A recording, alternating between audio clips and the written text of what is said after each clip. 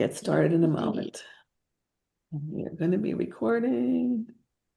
Yeah, we are recording now. And for those who haven't heard Bill do his spiel, we record to the NWSOFA YouTube account, which if you go on youtube.com and search for NWSOFA, or if you go to nwsofa.org and look at the video section, it's under the live stream portion of the account.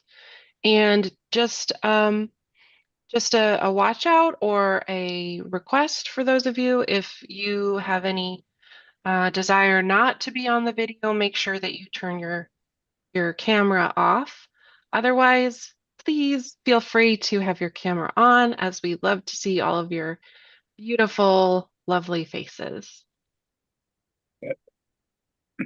Rebecca, Okay. I am going to now mute all, and the way people get a chance to unmute is raise their digital hand. That's that heart-shaped icon at the bottom. So Sounds good. I am putting that in, and then I will unmute Rebecca.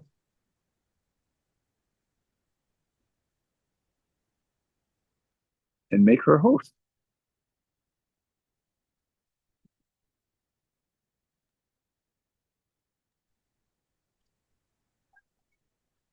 Alrighty. Do we want to go ahead and get started?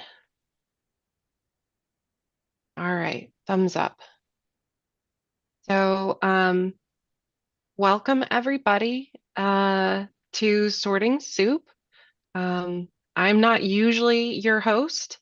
Normally, your host is Cecilia with co-facilitators Dr. Melissa and Dr. Chris. We happen to be short a Cecilia today, so I'm pitching in, but Melissa and Chris are here, so they're going to keep me from going too far wrong.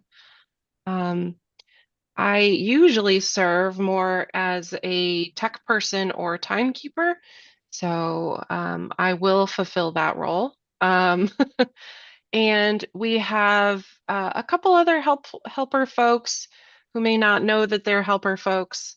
Beth, you're just maybe a participant today, or if you want to be the chat monitor, that could be super helpful. And then we have Mr. Boot Money, who is our shaman and our metaphysical support and our chaos gremlin. And I know we usually have Merle. Let me scroll down the list. I don't know if we have Merle today, but maybe we'll get her later. So we've got a great team as usual, and most importantly, we have you guys, participants, because the discussion is what makes this such a great thing. Sorting Soup is oh, wait, Cecilia says she's here. Here? Maybe she's here. So she'll be joining shortly. So while we allow her to come in, I will just cover a couple of logistic things. So Sorting Soup, for those of you who are repeat offenders, or that's the wrong word, old timers, you guys will know all this, but for those of you who are new, Sorting Soup is a group space where we do kind of two things. We do emotional and analytical processing together, where we look at current events and issues of the day, and we think through, okay, how are those affecting us? How are those affecting our community? And then process through that together. And then from there, we try to gather any insights that we can, and then turn that into brainstorming action items. I think we might have just lost Bill there, but I see that we have a volunteer, Beth, and She said you can make her co-host so she can screen the chat for you. Okay, great, great. Okay. And if Cecilia's there, I admitted her, and maybe she needs to be host or co-host. Okay, I have made her co-host as well. Okay, great. Thank you. Okay, so I think we have our full team here. So I'll just finish up talking through the logistics piece and the agenda, and then we can get back to our regularly scheduled programming. Coffee and Conversation started a couple months ago when it really became clear that folks needed more time to go deeper into certain issues or events, kind of decompress as a group and do the brainstorming, action brainstorming thing. So here we are. We meet on Tuesdays at 5 o'clock Central. And we'll talk through group norms a little bit more in a moment, but you can kind of see how you participate is by raising your digital hand. And that's in your Zoom menu. It's a button that looks like a heart, and you'll click that, and then in that menu, there will be a raise hand. So the raise hand, sorry, the heart-shaped react button, and then raise hand is in your menu. And then when we do get to the part with the group discussion, we ask that people keep their comments civil, constructive, positive if possible, which is harder and harder these days. We recognize that some of these topics are pretty heavy, or can be. So if you need to take a break and step away, that is absolutely fine. And you should feel free to rejoin us when you're able to. So as far as the agenda today, we're going to be talking about, some pretty serious things. The attacks on independent institutions like the CDC and the Fed, as well as on local autonomy. And our example is the threat to bring the National Guard to Chicago. We'll get into that in a moment, but the conversation here is pretty wide ranging. So if you feel like something else, if you want to bring something else to the conversation, that's allowed. So we'll spend about 30 minutes for processing together as a group, and then we'll try and pivot a little bit more towards that brainstorming action ideas. And then just as a reminder, when we do get to the group discussion, each speaker will have about 2 minutes, but if you have more to say after the 2 minutes, you can re-raise your hand and share again later. So that is the plan for the day. And before we get into the heavy stuff, let's take a moment to get grounded. And here's where I can hand off to Cecilia. Hi, everybody. Sorry, I had a late start today. Had to stop. I had to go and get my medications from.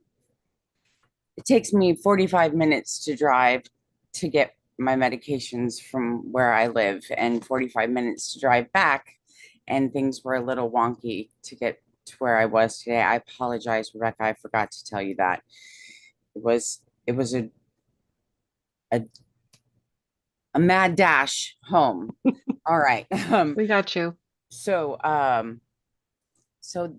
the Bardo, everybody, make sure you are grounded where you are, feet on the ground or solidly placed wherever you're seated. Just close your eyes. Just get. All right.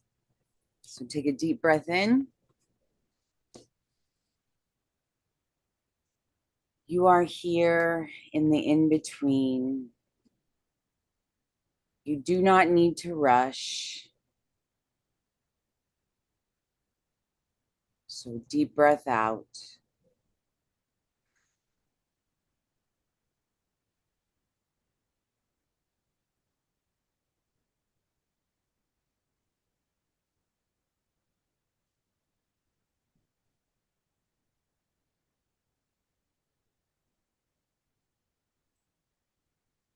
Deep breath in. Endings and beginnings are overlapping right now. But you are steady enough to hold both of them.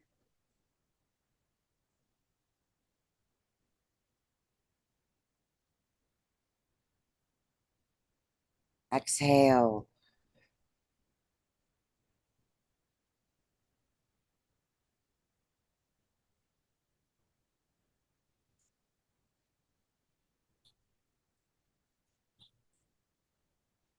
Deep breath in.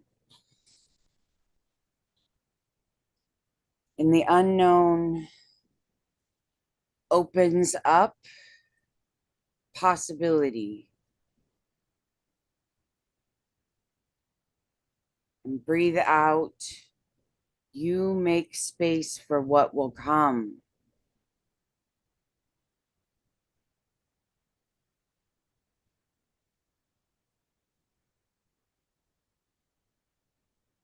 What do you need from this soup, y'all? Make space for what you need from this soup. Now let's get started.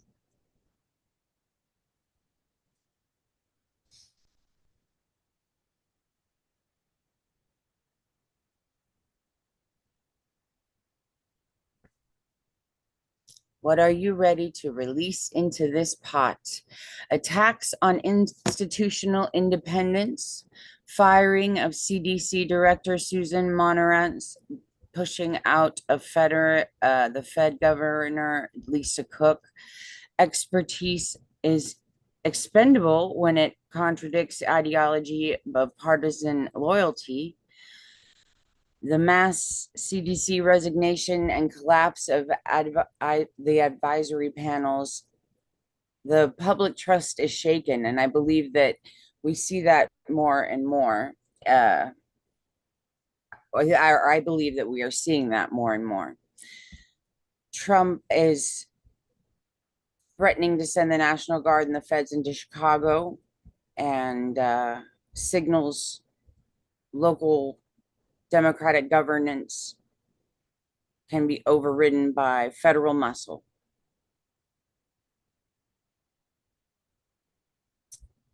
So that's what we are talking about today. Those are what we are talking about, but you certainly don't have to. Kim, what's on your mind today?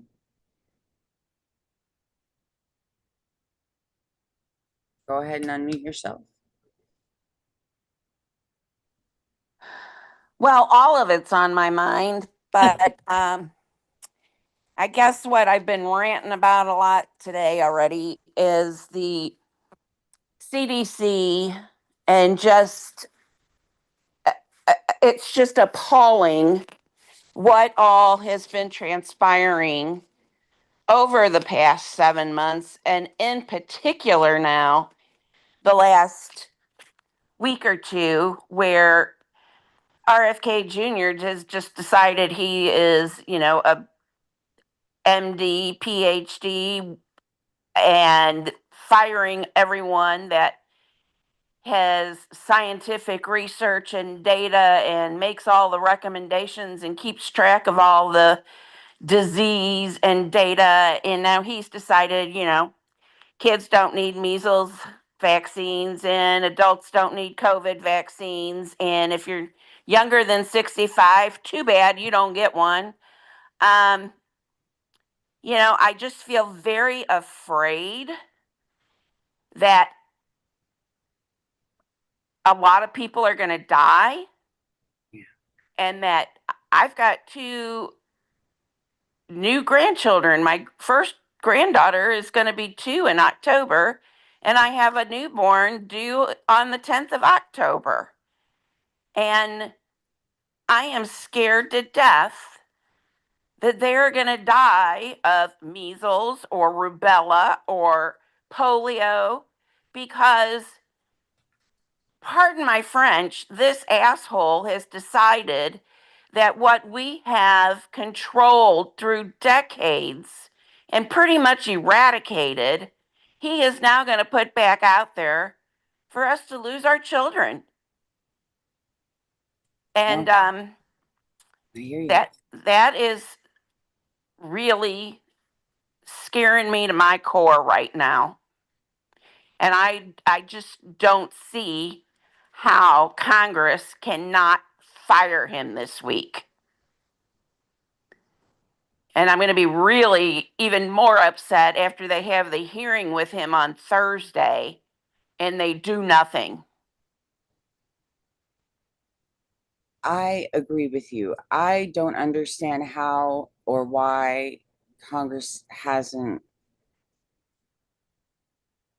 I don't understand how or why Congress didn't get their asses handed to them while they were at home this last month. Yeah. On the RFK bit, to be honest. But that's just me. With all the with everything that's been going on. But I think honestly, it's probably because RFK has the highest popularity out of this that the cabinet. The cabinet is so awful that he is the one that everybody likes out of all of them.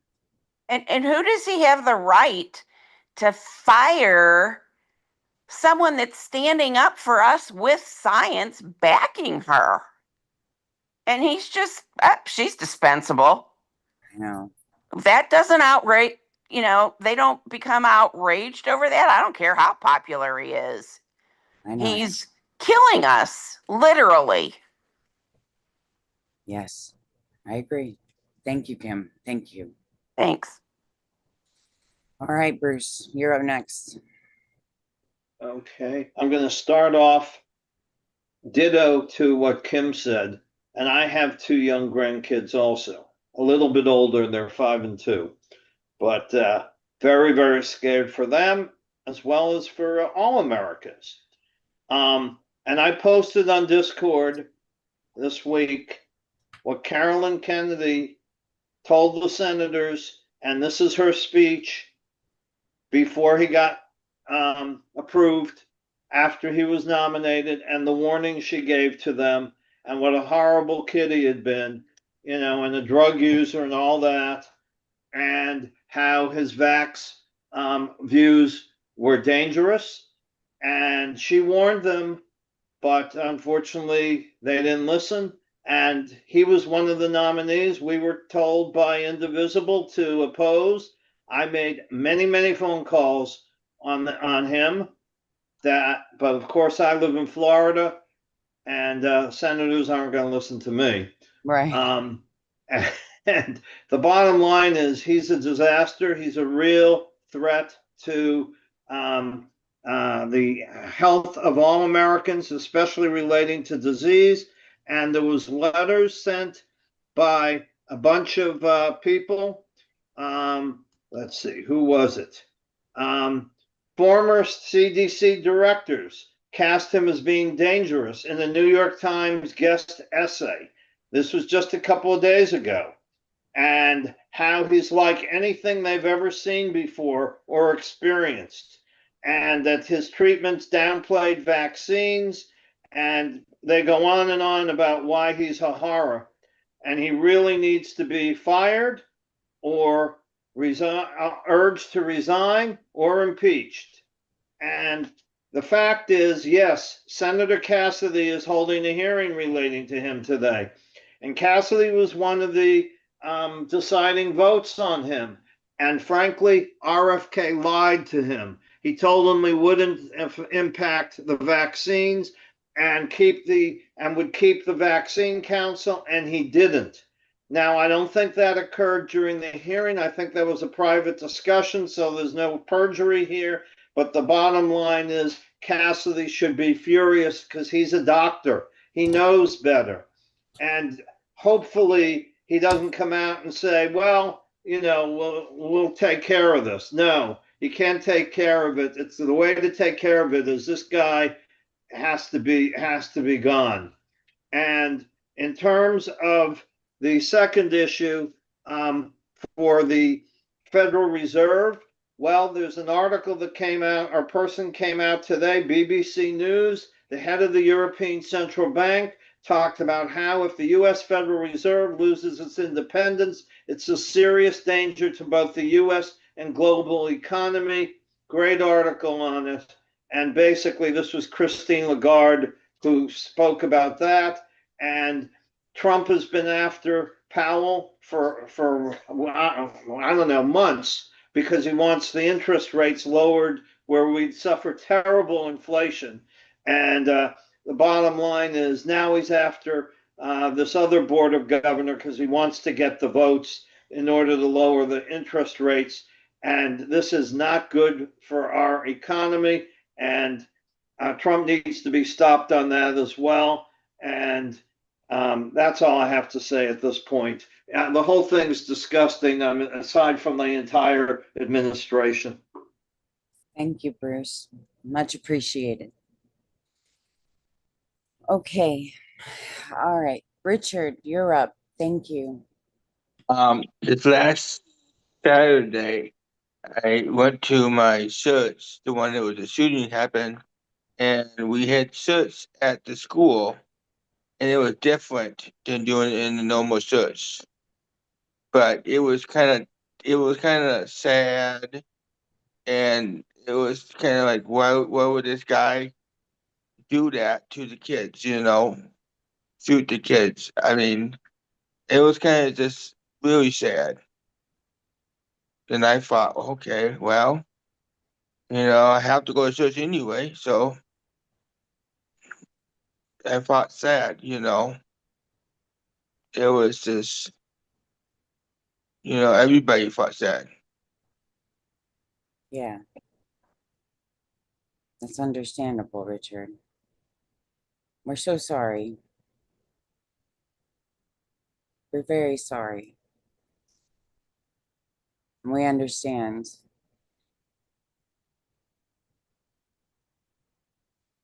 It's very strong of you to go back.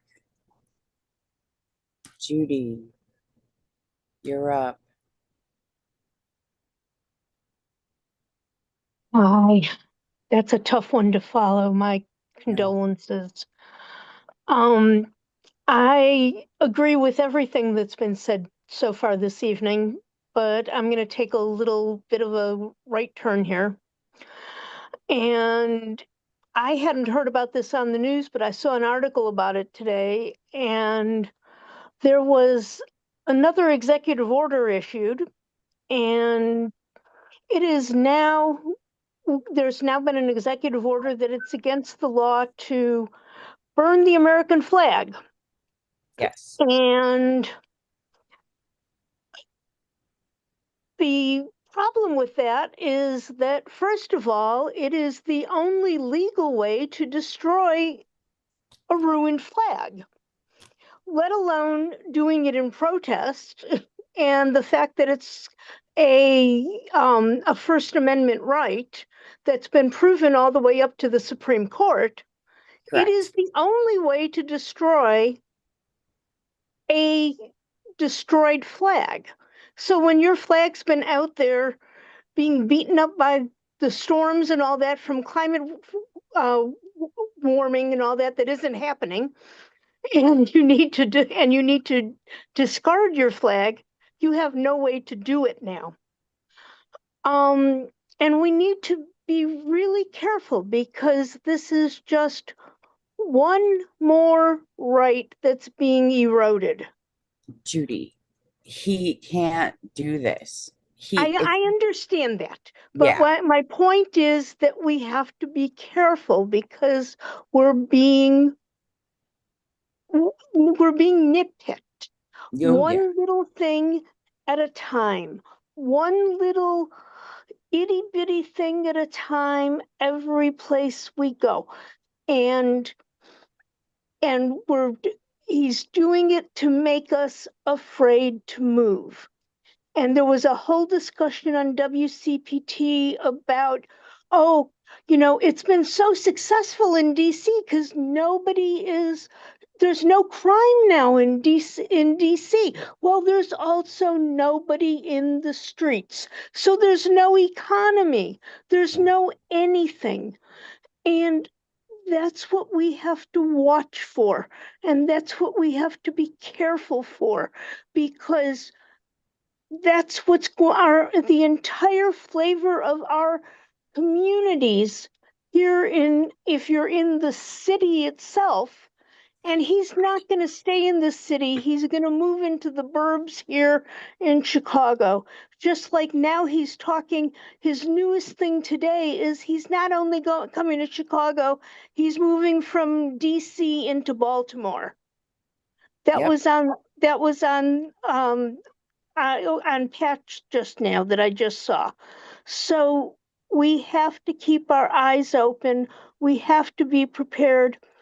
I did not get to see Ezra and Leah on Thursday this last week because I had major issues at work, but I know that they're talking about what to do to keep us safe now that this is all escalating, and I'm hoping to hear more this week because I know my group is getting concerned as we're getting ready to get out there more. And it's gonna obviously protest season is gonna start coming to a wind down shortly as winter's coming. But we've got to be prepared, Well, and we got to know what we're doing. the I'm other not going to stop protesting just because it's winter. I started Yeah. in January, girl.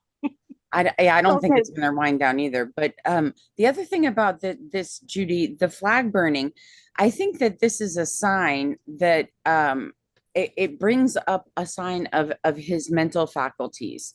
Because when was flag burning? I mean, do y'all see a bunch of people burning flags in the streets? Like, do you see? Is it really popular? No, Exactly. When that's something out of the 60s. the 60s, 70s, and 80s. Like in the 80s, it was super popular. It was something that was really, it was happening a lot. And I think this is another sign that of something that happens when you are going through dementia, where you I see Melissa just raised her hand, where you're you're having flashbacks to a time where of a different time, right? And I think that he is doing that. He's having these flashbacks of a different time. And flat like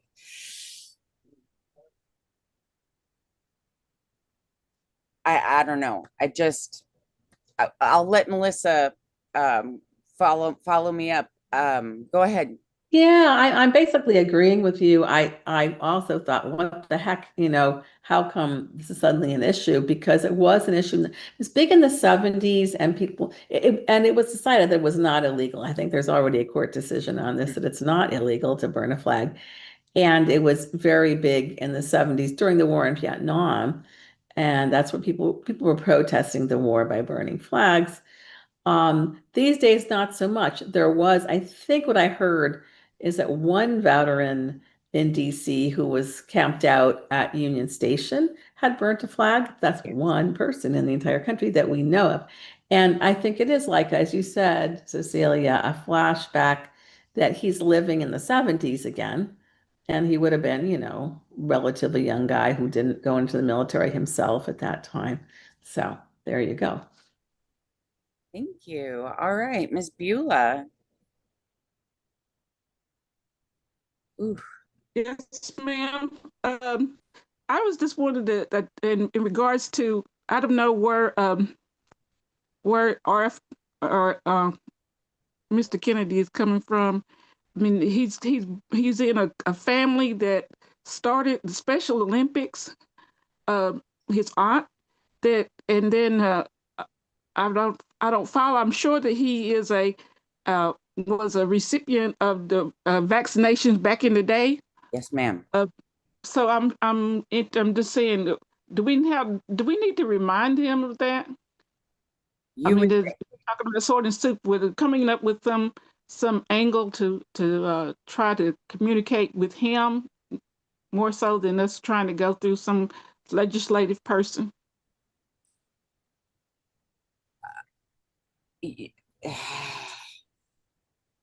you know, his wife is a very lovely lady. Oftentimes, I think she might be the woman to talk to.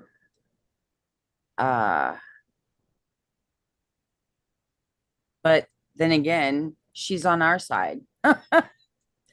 So that does maybe not. I mean, has he forgot what his daddy went through? What his daddy was trying to do? What he had in his day? Yes, I think he has. I don't know. I don't know. He's I said I know his family is probably turning over in their graves. I Do mean, you think this can become a part of the budget? That they can dangle this at that type thing, you know, what Liz she's got to say, but that if we get to another congressperson who would hold it as a potential holdup for the budget approval. that's a very good question. Bruce also pointed out, Ms. Beulah, that he has his children vaccinated. These people, they don't care. They are hypocrites. They themselves are vaccinated. All the GOP have them. They're vaccinated. They're doers. Do what I say, not as I do, kind of people. And I got a wrench to throw out there. We've talked about all these things and the people that that Mr. Mann is sending to invading the different communities. I have not heard anyone speak to gun again. You know, where are we with that? As a result of what happened with the people there in Minnesota, that these things continue to happen to occur in regards with because I have not heard what kind of my son tells me it's not a gun this individual used at the school. So I just wonder if any of these things could be tied into the budget approval. Got to start. I mean, Beulah, you're breaking up a little bit. I'm saying is that if they're going to be playing, you play dirty too. I'm sorry, Miss Beulah, you're really breaking up. But I'm thinking, are you saying, can we tie all this stuff in the budget? So basically, you're Yes. asking. Okay, so Yes. The continuing resolution at the end of September. Can we get any concessions, meaning gun control legislation, or stop screwing around with the CDC or whatever? I think it's an interesting idea. I know that Elizabeth Warren has her plan to put everything back the way you found it with Social Security and Medicare, right? Right. That's the only thing that I've heard so far about trying to use that as that cutoff as leverage. But I think it's a good idea, and we should be communicating those demands to our elected leaders so they know what we want. I know people who lives in Tennessee, so they may not be receptive, but I think it's a good idea. Okay, Adela. Oh, I'm sorry. I just muted you, Ray. Hi there. I have several things I want to talk about. Some of them maybe are in the planning area. But one thing that this is of concern to me is the reinstatement of the Confederate statues and whatnot. And also the fact that the National Guard that they want to send into all these Democratic states are about 60% from red states. And I just read today that there's a whole contingency of people, I think this was in the Atlantic, that think the Civil War was won by the wrong side.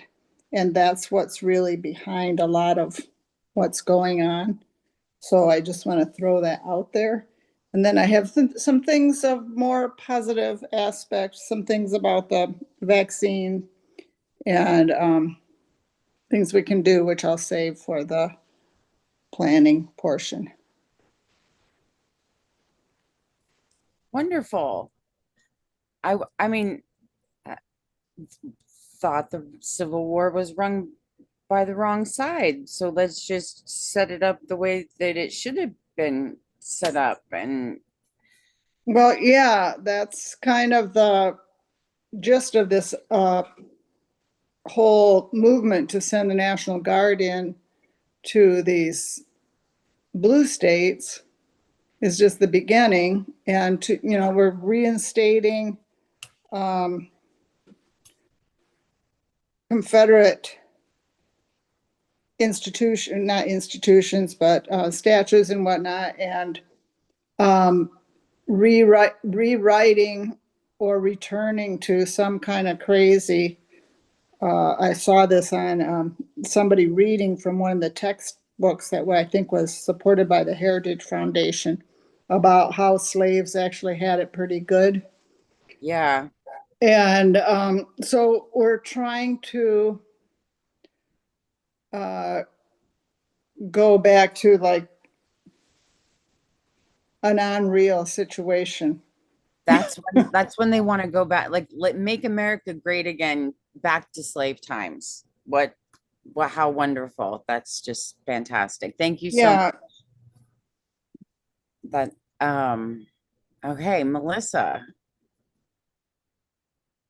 You could unmute. Can you unmute? Oh, sorry. Wait, nope. Unmute. No, I didn't really mean to raise my hand. I don't even know how I did it. It must have been I must have slipped on my, so carry on, Bruce, there. Carry on, Bruce Bruce. next. I want to respond on the Confederate statue issue. Oh, yes, please do. Okay, I actually posted an article this morning relating to what Hegseth did. But the bottom line is this is so racist, and it's also going to the white nationalist belief of Project 2025. Hegseth is restoring one of the portraits of Robert E. Lee. Well, this is the Pentagon doing it, but Hegseth is in charge of that. And in the portrait, it includes a slave guiding the Confederate general's horse in the background. That's lovely. And this is 20-foot tall painting, and it had been hung at the U.S. Military Academy for 70 years and was taken down in 2020 when they stripped the names of Confederate leaders from military bases. Well, Hegseth is also on some of the military bases returned, like Fort Bragg. Well, they're claiming, well, we're not naming it after the Confederate general, we're naming it after some other person named Bragg. Come on, who are you kidding? I mean, the bottom line is they were taken down for a reason. Yes, this can be in a museum for people to learn about history, but not. I mean, I've been down Monument Avenue in Richmond, and there was one statue after another of Confederate generals. These people were traitors. They were racist. They had slaves. They were fighting against our country. They have no business being out in the open and being worshiped. And that's what Charlottesville was about. Charlottesville was about taking down a Confederate statue. And all these racists came out, and they came out and were, and this is quite a few of them were out there marching. If you heard them, they said, Jews will not replace us. Now, why did they mention Jews? I think the mayor of Charlottesville was Jewish, but I could be wrong about that. But they were taking down the Confederate statue. That's what started Charlottesville. That's what actually got Biden deciding to enter into the race for president because of Trump's statement afterwards. Well, there were good people on both sides. Give me a break. There were not when they go in such racist form. And it's got to be called out. And there really needs to be a lot of protest against putting Confederates back in the statutes and paintings and so forth back where they were taken down. Thank you, Bruce. I agree. Yeah. Kathy, you're up. Well, I think the theme behind this is he wants Americans pitted against each other so that he can declare martial law. He wants to be the ultimate ruler. So that's just my opinion. And I don't think all this deploying troops to cities and everything, it's normalizing the fact that the troops are with these armored cars and all this other stuff are in the democratic cities so that it won't seem as abnormal when elections come around. Yeah. I think it's all about the elections and pitting the South against the North. And you're right, he is living in his head as far as history goes. I mean, he's taking us back to the 30s and the 50s and whenever he can. The other thing, I want to give a shout out to J.B. Pritzker and the mayor of Chicago. They gave some slam dunk speeches on MSNBC right before we started. Awesome. I look forward to seeing those. All right. Miss Beulah, you're up again. Let's see how you do. No. Oh, okay. I was trying to take my hand down. All right. There you go. All right. Well, Beth, then you're up.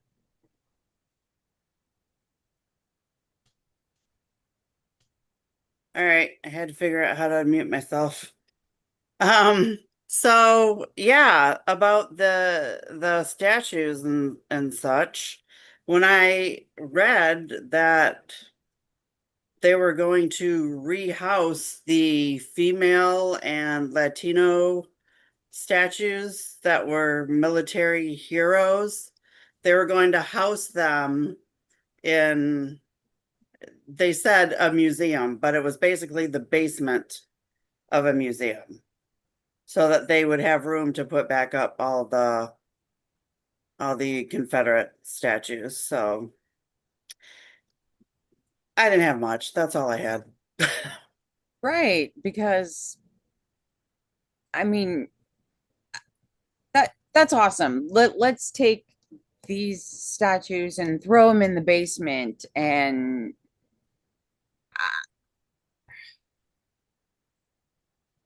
Yeah. they're just so. It's okay. We're going to get through it. We're going to fight through it, and we're going to get all these bastards out of office. Hey, just these people, Elaine, these people. Okay. Hi. Hi, Elaine.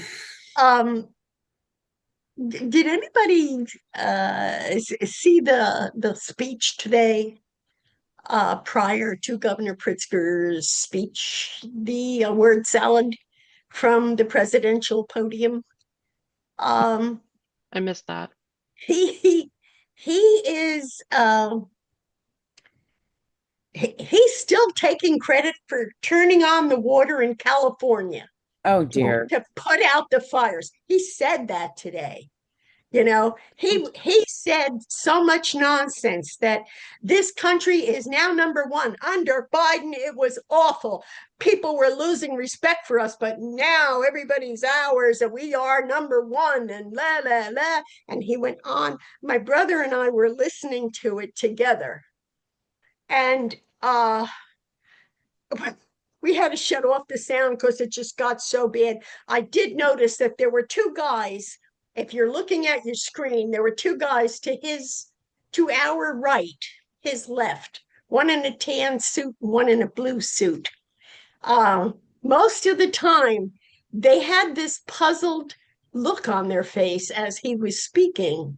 I think when they found the camera looking at them, they perked up.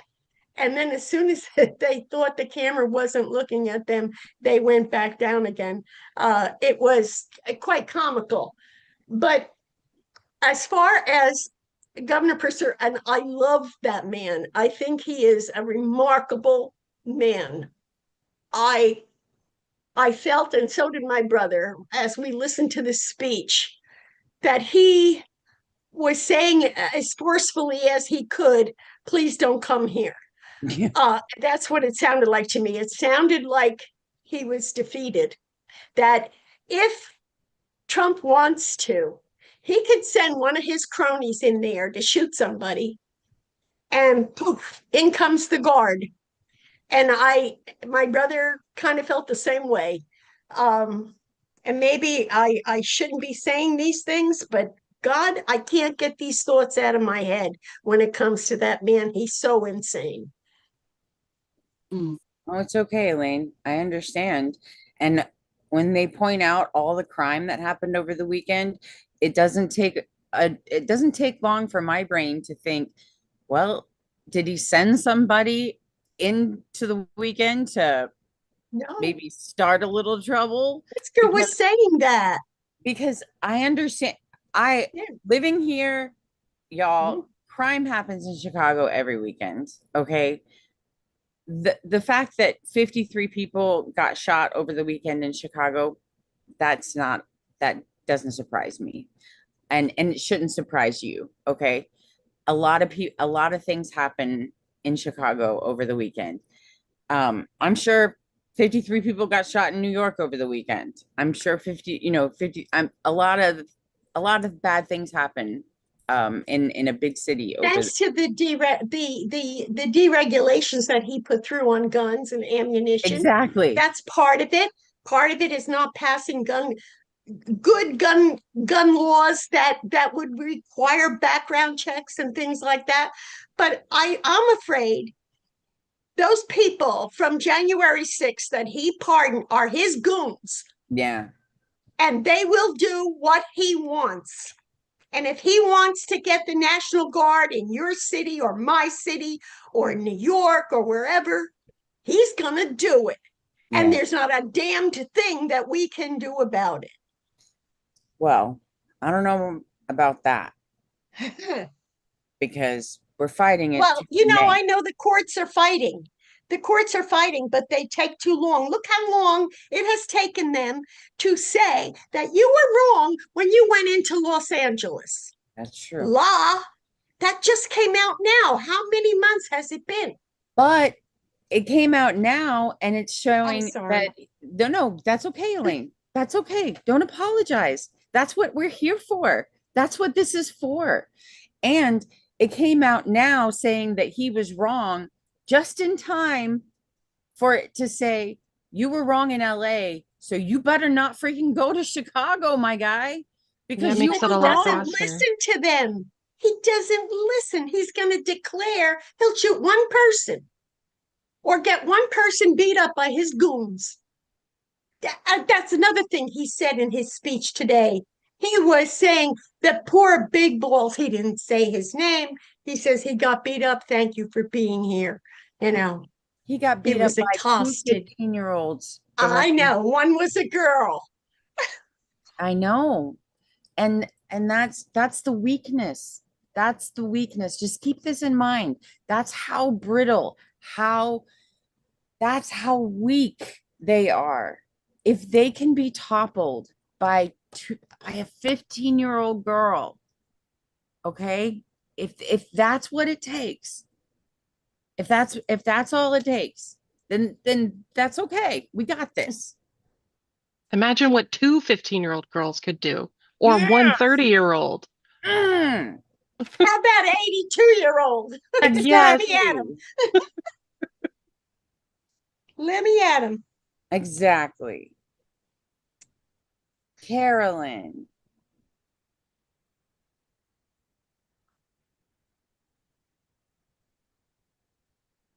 Sorry, I couldn't find my button. So I'm sitting here at the bus stop waiting to go home. But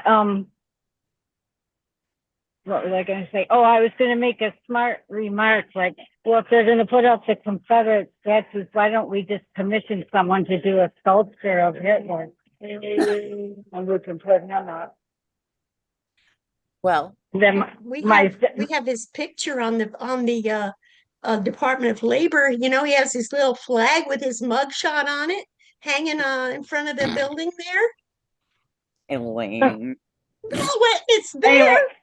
It's his mugshot, and it's there thanks to the recommendation of his cabinet member who said, "Oh, I would love to see your picture hanging on the Department of Labor."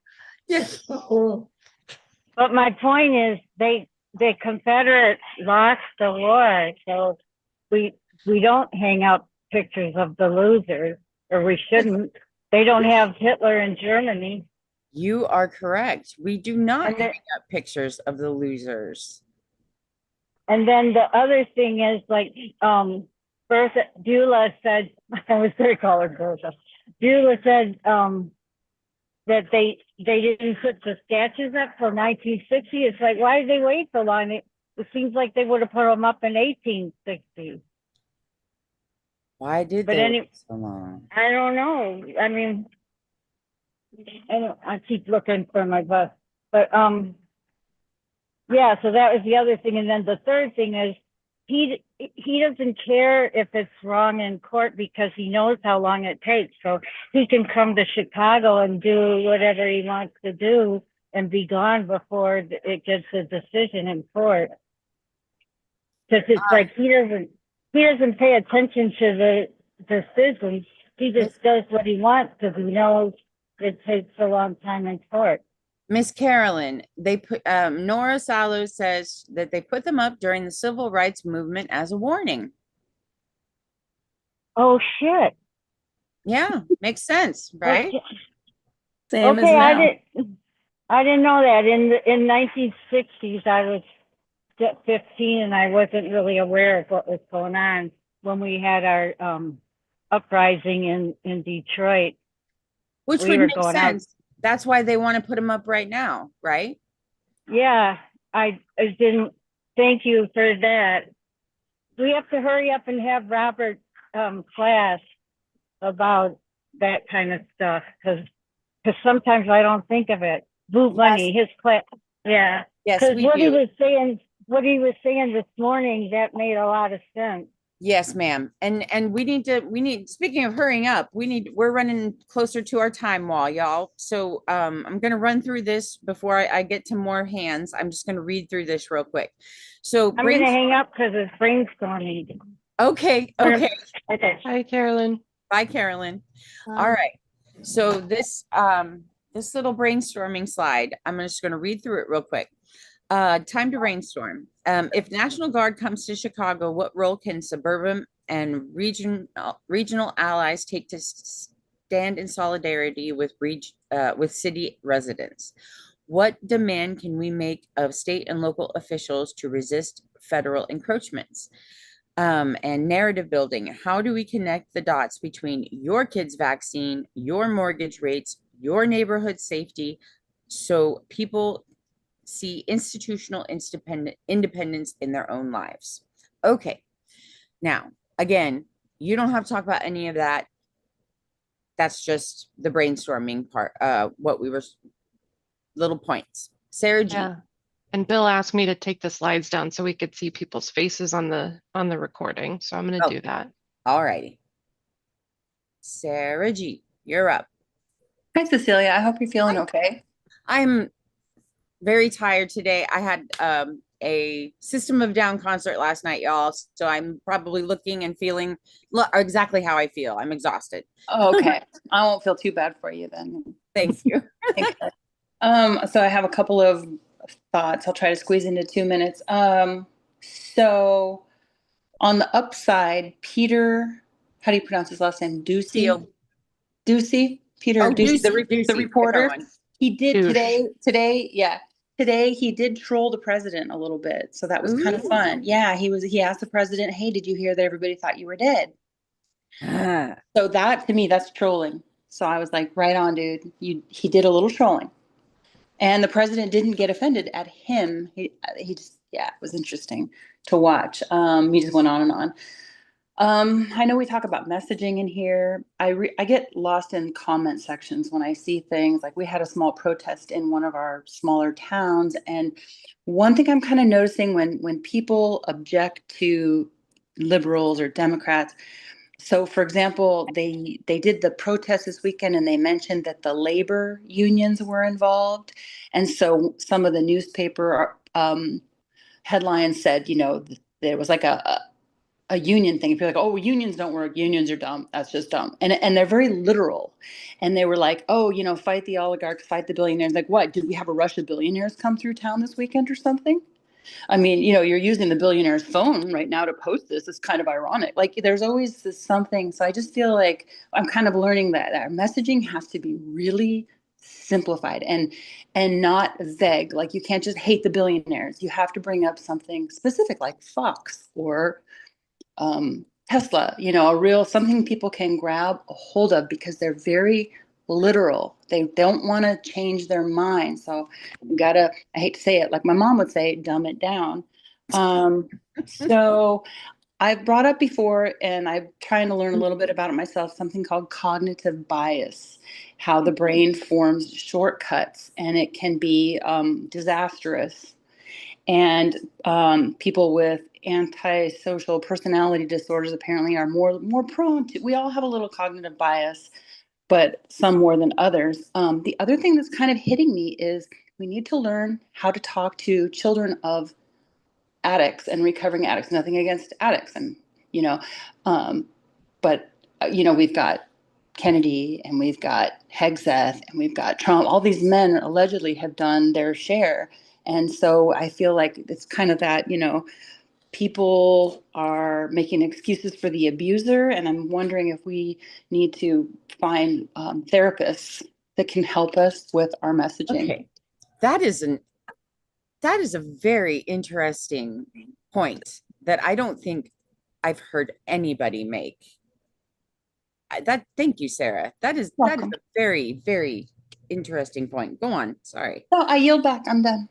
That last point, though, that we really need to figure out how to talk to the children of addicts, because all these men are addicts and narcissists. Now, the narcissist, yes, definitely, because we know that they're all narcissists, but the addicts, okay. And so many of us are children of, yeah.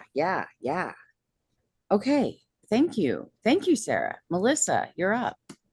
I want to just agree with Sarah first that that's a really interesting idea, and also same for trauma survivors, as many people are, and probably many of us, many people, other places, people in QAnon, and so that might be one way to kind of help the people from QAnon see various possibilities that because they're kind of a lot of people are ensconced in that idea of their own victimization, and that the great leader is going to save them and all of that. What I wanted to say on the brainstorming side is that about the Civil War generals, there are two ways to look at it. I mean, one is that it's a distraction and we shouldn't pay attention to it, but I don't know. I think it's also a signal, as it was in the 60s.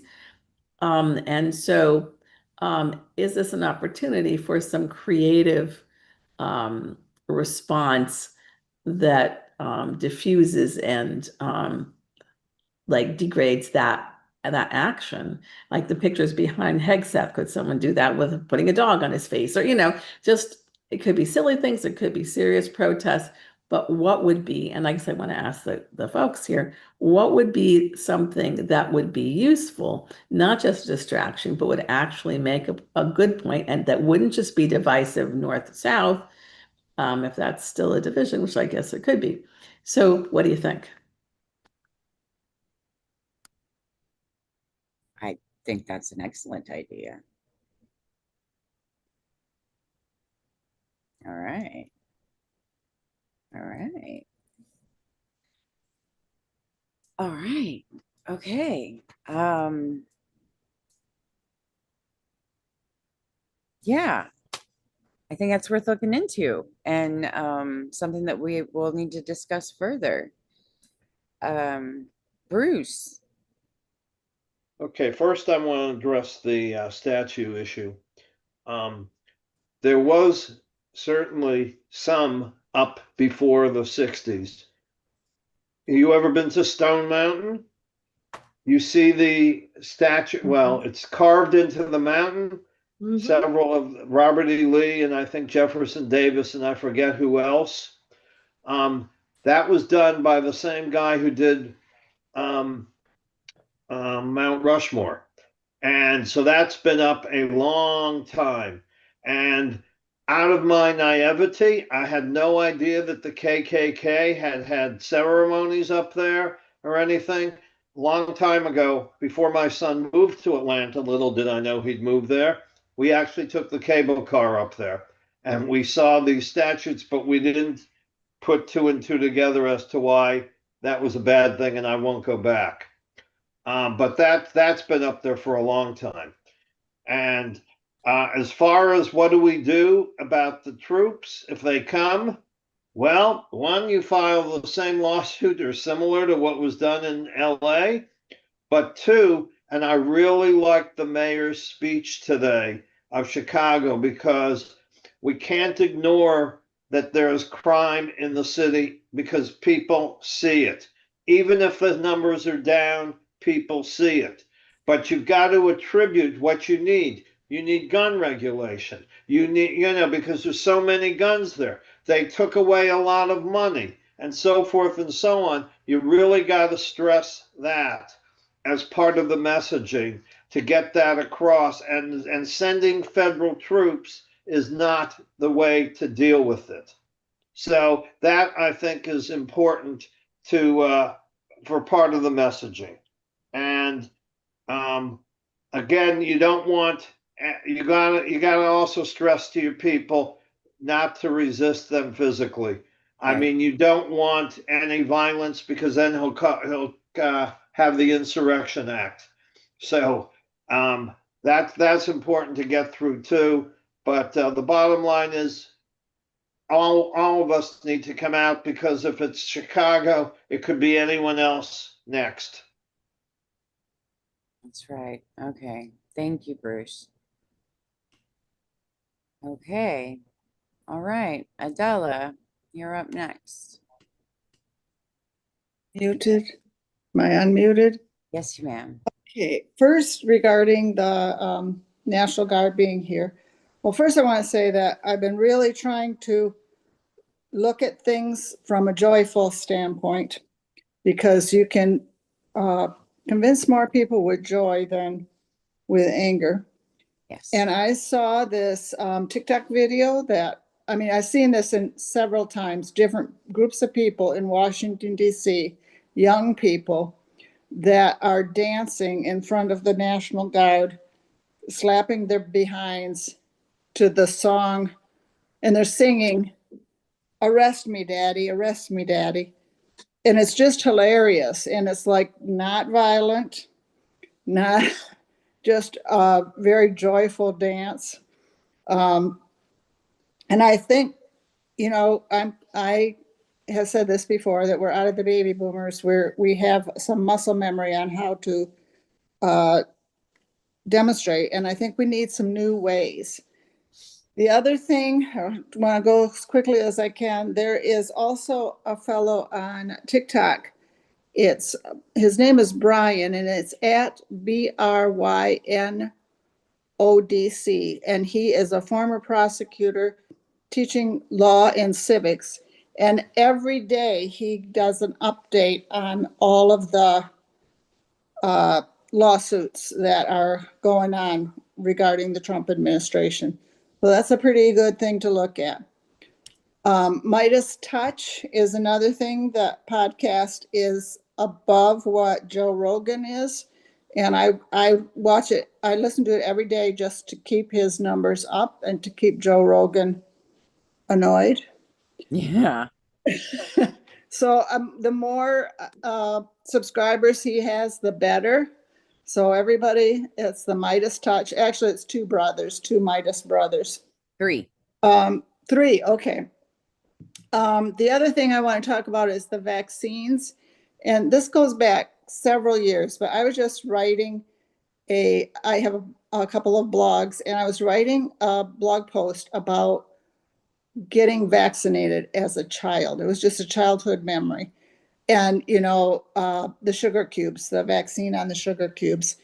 And a coworker came up to me and said, "Oh, that story of you talking about that and convinced me that I want to get my kids vaccinated." I have worked in FDA regulated industry almost all my life, my working life. And I will say that I kind of understand the vaccine hesitancy for people who have not seen these levels of these diseases rear their heads. So, if you look at the list of side effects that could happen to your child, and you have not seen anybody with measles or polio or whooping cough, you might think to yourself, I would rather take my chances because everybody else is getting vaccinated. So pointing out some things about how herd immunity works, what it was like when we didn't have these vaccines, I think would be really just telling real stories about it. I think would be very helpful and be on the positive side. The other thing, just again, staying on RFK, he's got a very interesting basket of people that are supporting him. Some are on the left, and his talk about diet is actually very much, it goes even beyond what Michelle Obama wanted to do. So, I don't really want to support him at all, but trying to talk to people that do support him and being able to say, well, he's got a point here, but what about this? I don't agree with him here. At least you could have some common ground to say, I get it. I get where you're coming from. I mean, one thing with the measles vaccine, it's not just getting over measles. Having measles creates what's called immunity amnesia. So for 6 months to a year after you've had measles, you're susceptible to a whole lot of other things because your body forgets how to fight these diseases. So, it's somehow like keeping things, talking from not a sign of panic or anger, but from I get what you're concerned about, and here's how I'm addressing it. Maybe that, I don't know, maybe that's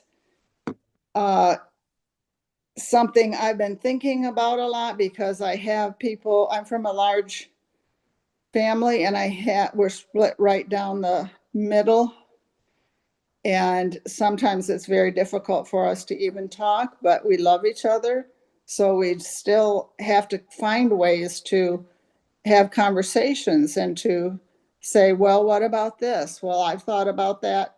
I've thought about what you're thinking, but look at this aspects. Yes, I just saw that raw milk and raw meat. And as a microbiologist, don't even get me started. Yeah. Right. Yes, exactly.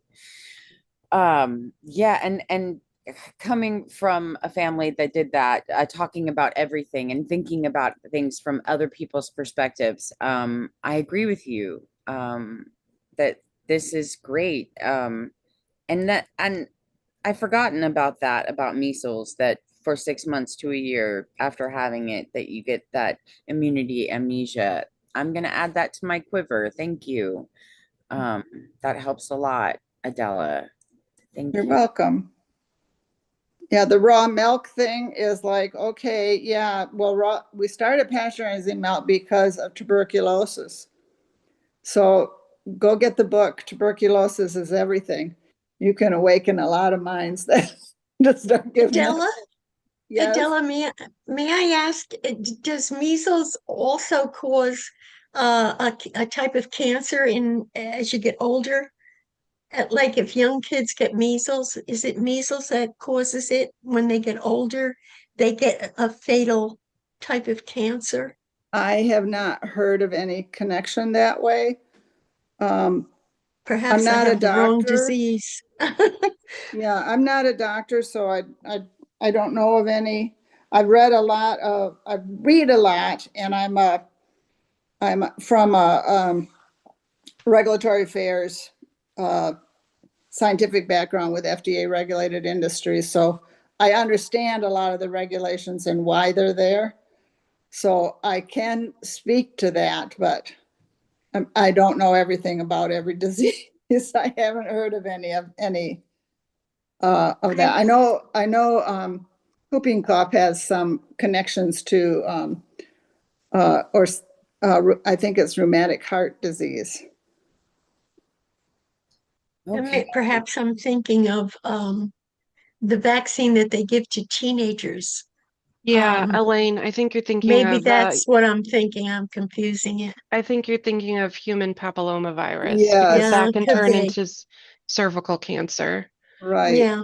Yeah. Just as a reminder, so we're at 6:17 and we Oh, absolutely gosh. have to be off our group in 13 minutes. So just a time I check will here. mute myself. I've talked more than 2 minutes. Sorry. That's all right. That's okay, Adela. Thank you so much. Much appreciated. Okay, Kim.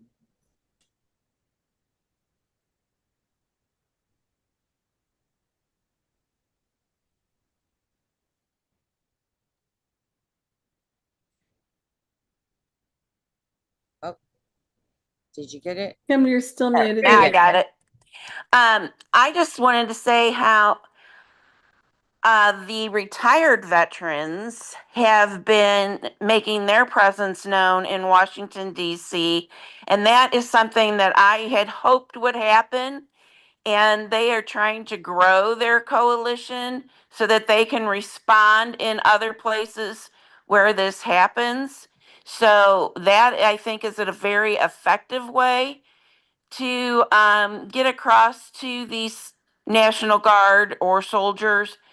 You know, they're letting them know what they can and can't do, and or their oath is to the Constitution, not to the president. They are providing them with a phone number that they can call for legal advice. And it was effective at the train station in DC. That's where they were starting out. So a shout out to those retired vets that we appreciate what they're doing. And hopefully that will be a grown response nationwide. Yes, that was excellent. I agree, Kim. Thank you. That was awesome. All right. Miss Sharon. Hi, everyone. Hi. I remember the sugar cube as a vaccine as well, so I'm dating myself. Okay, but I was brainstorming, and as you all were talking, and I was thinking about as far as vaccines that maybe we can Indivisible can contact the American Medical Association and get what support we can get from medical doctors, as well as maybe talking to our personal doctor, um, and also contacting our representatives and letting them know how we feel. And even if he doesn't want to make the vaccine mandated, let's make the vaccine available and let people make their own decision. That's, to me, that's part of democracy, that I want my child to have the vaccine or I don't want my child to have the vaccine. I want to also suggest that we request that RFK is terminated. He has no medical background, and maybe suggest them assigning Dr. Ben Carson or Dr. Oz. I don't know how, I know Dr. Ben Carson is a neurosurgeon or something, but at least they have a medical background. As far as the National Guard, there was a lot of gang and violence programs that Trump cut. Ask him, request that he restore those programs. And that's why crime was going down before he even implemented the National Guard. And also gun violence. Someone mentioned gun control. Let's look into that. Let's encourage him to have some type of gun control, job training, so people can make some money and don't need to steal and rob and sell drugs, that type of thing. Someone mentioned, I think, Mount Rushmore, and that it was connected to the KKK. That would be a good time for some history lessons to wake people up, okay? That these Confederate, I don't know, presidents or whatever, I mean, who they were really about, okay? What they were really about.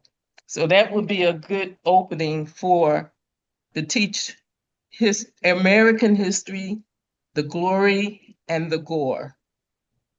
So those are just some suggestions that I have. Thank you, Miss Sharon. Much appreciated. And I don't know if your pharmacies are doing the same, but I know my pharmacy has been putting out vaccine information like mad crazy ever since RFK has started putting his mouth off. Like there has been a piece of paper with every single one of my every single one of my prescriptions. There's been a piece of paper about vaccines stapled to it. So okay. I don't know if all of pharmacies are doing that, but I know mine is. So all right, Melissa. First of all, Sharon, that's great brainstorming. And if you put it in the chat too, then we'll definitely have it. We're also recording, but hopefully it'd be great to have that in the chat.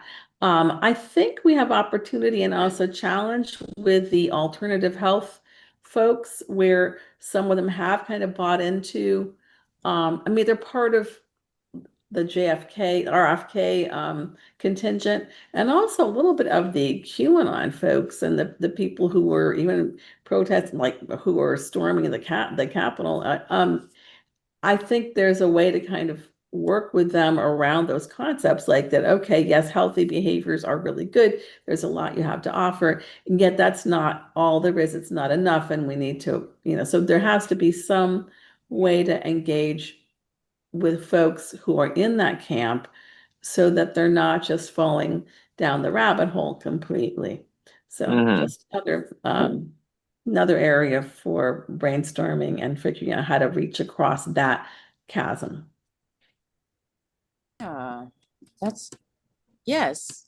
Thank you, Dr. Melissa and Dr. Chris. Yeah, so I know we're getting close to time. So I did put in the chat just a reminder that the 5 call apps has about 3 different specific calls that you can make. One is related to just the anti-vaccine movement that's now happening at the CDC, because that's going to have huge implications for mRNA vaccines. That there's some cutting edge research right now that could potentially resolve cancer in people. And so I think even if we get people concerned about that we potentially have cancer cures that are now off the table, if you will. And then you guys have already mentioned the need to make sure that the COVID vaccines are still covered by insurance for those who choose to take them. So if we put some pressure, I think these are things that are doable. So no, it's one thing to say, hey, you don't have to take the COVID vaccine, but it's another thing to say we're denying you from taking it even when you want to, and there's research that supports you having it. So I think that that's an easier win, if you will. Anyway, so I just put that reminder in the chat. Wonderful. Thank you so much. And the reason why, y'all, we have such a hard stop is because we have sharing our stories tonight with Dr. Chris. So if you, I don't have anything else to do tonight at 7 o'clock, I highly recommend that you come right back to this link and join us for sharing our stories. It is a remarkable hour and a half, where we come together and we hear how the big bastard bill is affecting all of us and how we can come together and how Dr. Chris is bringing us together to tell everyone about that. And so from this point on, we have Sorting Soup next Tuesday at 5 o'clock. We have Sharing Our Stories tonight at 7 p.m. And we have Vision Forward, y'all, tomorrow night at 7 p.m. And we hope to have you at hopefully one of those, if not all. We hope to have you at all of those, but at least one. And we're just happy to have you here. Again, we know how precious your time is, and to have you with us, to have you sharing your time with us is awesome. And we hope that you have taken something of this and will be able to use it to help you in some way, shape, or form. Please remember, y'all, you are not alone in this. We are here with you. If you have any questions, put it in the chat. You can email us at nwsofa.soup. Wait, is that right? Did I just mess that up? nwsofa.soup@gmail.com. Yes, got it right. If you need anything, just let us know, and we'll do our absolute best to help you out. And yeah. Thanks, everybody. Thanks so much. Thanks.